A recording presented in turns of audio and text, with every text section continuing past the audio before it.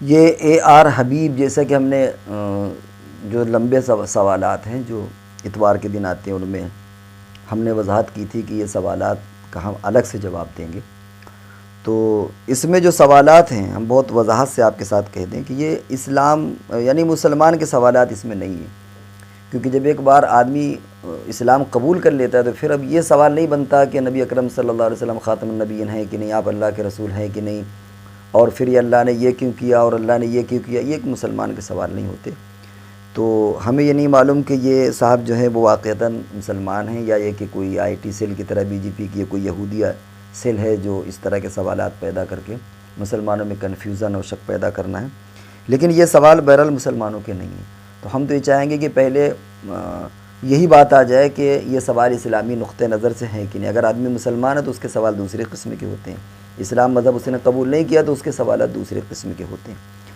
اس میں پہلا سوال ان کا یہ ہے کہ آدم علیہ السلام کے زمانے میں بھائی بہن کا نکاح ہوا تو اب کیوں نہیں ہو سکتا؟ اس پر ہم نے ایک ویڈیو بنائی تھی، اس پر انہوں نے کامنٹ کیا ہے کہ دیگر اشیاء کی طرح مذہب میں بھی ارتقاء ہوتے ہوتے مذہب مکمل ہو گیا۔ اس جملے سے ایک بات سمجھ میں آ رہی ہے کہ آدم سے لے کر عیسیٰ تک سب کی شریعت ناقص تھی، گویا اللہ نے سابقہ کو جو اصل زندگی عطا کی تھی وہ ناقص تھی، ادھوری تھی۔ کیا اللہ کی طرف سے ایسی بات منسوب کرنا مناسب ہے؟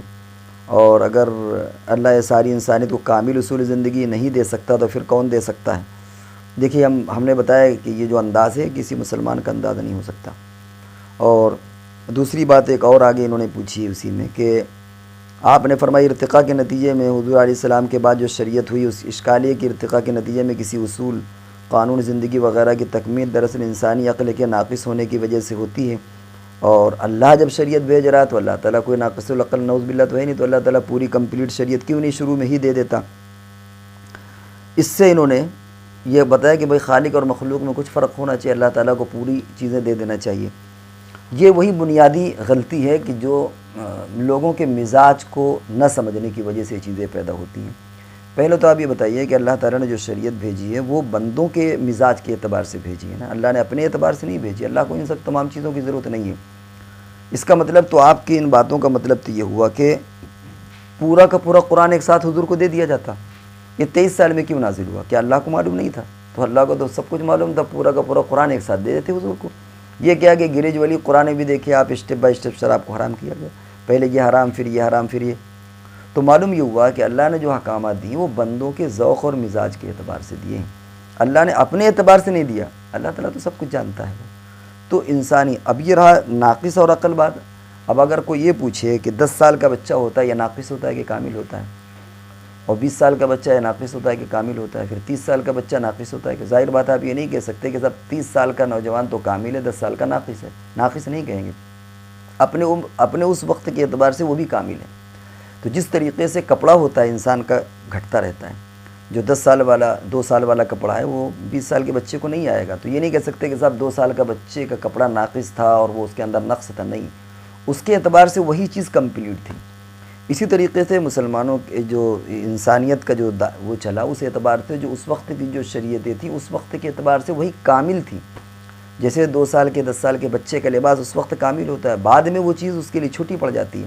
تو کوئی دنیا میں یہ نہیں کہتا کہ صاحب یہ اس بچے کا لباس جو ہے وہ ناقص ہو گیا اور اس بچے کا لباس گھٹ گیا، کوئی ایسا نہیں کہتا۔ حضور علیہ السلام نے فرمایا کہ نبوت ایک محل کی طرح میں آخری اینٹ ہوں اس کی۔ تو کیا مطلب؟ آپ نے اس محل کو کمپلیٹ کر دیا، تو اس کا مطلب یہ ہوا کہ پہلے وہ محل ناقص تھا، اب یہ تو آپ جیسے معترضین ہی اس کو ناقص کہیں گے۔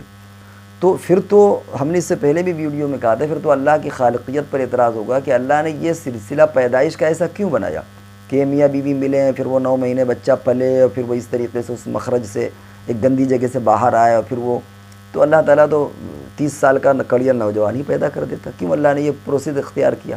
تو پھر تو اللہ کی خالقیت اور اس کی حکمت پر شبہ ہونا شروع ہو جائے گا اور اعتراض ہونا شروع ہو جائے گا۔ تو اس لیے اعتراض سے پہلے یہ بھی سمجھنا چاہیے کہ ہم اعتراض کس نوعیت کا اعتراض کر رہے ہیں، سمجھ رہے ہیں؟ کس نوعیت کا اعتراض کر رہے ہیں کہ اس پر خالق پر زد ہے یا انسان پر زد ہے۔ اور یہ جو کامل اور ناقص یہ آپ کی اپنی ذہن کی اپج ہے، ایسا نہیں ہے۔ پہلے جو چیزیں تھیں وہ بھی کامل تھیں، وہ سمجھانے کے لیے بات کہہ دیا جاتا ہے، کبھی کوئی آدمی جملہ نکال دیتا ہے، لیکن وہ اس وقت وہی کامل تھی۔ جیسے 2 سال کے بچے کے لیے 2 سال کا سوٹ بالکل کامل ہوتا ہے، بعد میں وہ جوان ہو جاتا ہے۔ ایسے دھیرے دھیرے شریعتیں آگے بڑھتی چلی گئیں، پروان چڑھتی چلی گئی، اور کچھ نہ کچھ ان کے اندر مسائل کے اندر فرق آتا چلا گیا۔ تو 2 سال کے جو بچہ ہوتا ہے اس کے تقاضے، اس کا ذوق، اس کا لباس، سب چیزیں الگ ہوتی ہیں۔ 20 سال کا جوان ہے، اس کی سب چیزیں الگ ہوتی ہیں۔ تو اب 20 سال کے جوان کو دیکھ کر کے آپ 2 سال کے بچے کو ناقص نہیں کہہ سکتے کہ وہ ناقص ہے، وہ بھی کامل ہے، لیکن اپنے وقت کے اعتبار سے وہ کامل ہے، یہ اپنے وقت کے اعتبار سے کامل ہے۔